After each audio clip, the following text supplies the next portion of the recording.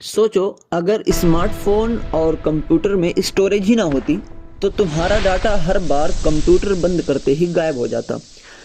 आज की वीडियो में हम बात करने वाले हैं स्टोरेज मीडिया के बारे में, यानी कंप्यूटर के वो पार्ट्स जहां हम अपना डाटा और सॉफ्टवेयर हमेशा के लिए सेव करके रखते हैं। स्टोरेज मीडिया कई तरह के होते हैं, जैसे फ्लॉपी डिस्क जो पहले ज़माने में यूज़ होती थी, और हार्ड डिस्क जो कंप्यूटर की मेन स्टोरेज होती है, सीडी और डीवीडी जिसमें मूवीज़ और सॉफ्टवेयर स्टोर होते हैं, पेन ड्राइव एक छोटी सी डिवाइस लेकिन बहुत पावरफुल होती है, और एक्सटर्नल हार्ड डिस्क जब हमें ज़्यादा स्पेस चाहिए होता है तो हम उसको अपने स्मार्टफोन्स और कंप्यूटर्स में अलग से लगवा लेते हैं। अब बात करते हैं स्टोरेज की कैपेसिटी की। स्टोरेज को केबी, एमबी, जीबी और टीबी में नापा जाता है। कंप्यूटर की सबसे छोटी यूनिट होती है बिट, यानी 0 और 1, और 8 बिट्स से मिलकर बनता है 1 बाइट।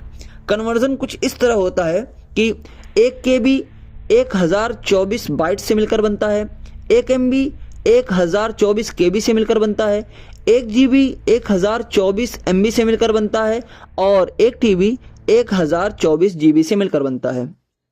लेकिन एक इंटरेस्टिंग बात यह है कि स्टोरेज बनाने वाली तमाम कंपनियां अक्सर 1024 की जगह 1000 ही का यूज़ करती हैं।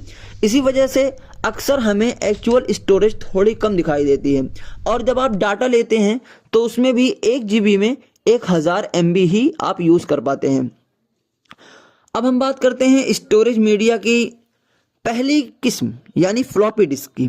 फ्लॉपी डिस्क पहले यूज़ होती थी, अब उसका यूज़ लगभग ख़त्म हो चुका है, क्योंकि फ्लॉपी डिस्क की कैपेसिटी बहुत कम होती थी और अब लोगों को ज़्यादा काम करने की ज़रूरत पड़ती है, और ज़्यादा काम करने में ज़्यादा डाटा भी आता है, और ज़्यादा डाटा उसको रखने के लिए ज़्यादा स्टोरेज चाहिए। लेकिन फ्लॉपी डिस्क में चूँकि स्टोरेज कम होता था, इसलिए अब अक्सर फ्लॉपी डिस्क का यूज़ ख़त्म हो चुका है।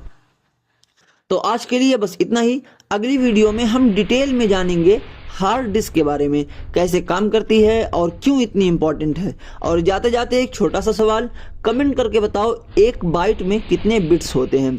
मैं वीडियोस छोटी छोटी बना रहा हूं ताकि आप लोगों को देखने में और समझने में ज़्यादा दिक्कत ना हो, क्योंकि लॉन्ग वीडियोस अक्सर दिमाग पर बोझ बन जाते हैं, तो इसलिए मैं छोटी छोटी वीडियोस बना रहा हूं।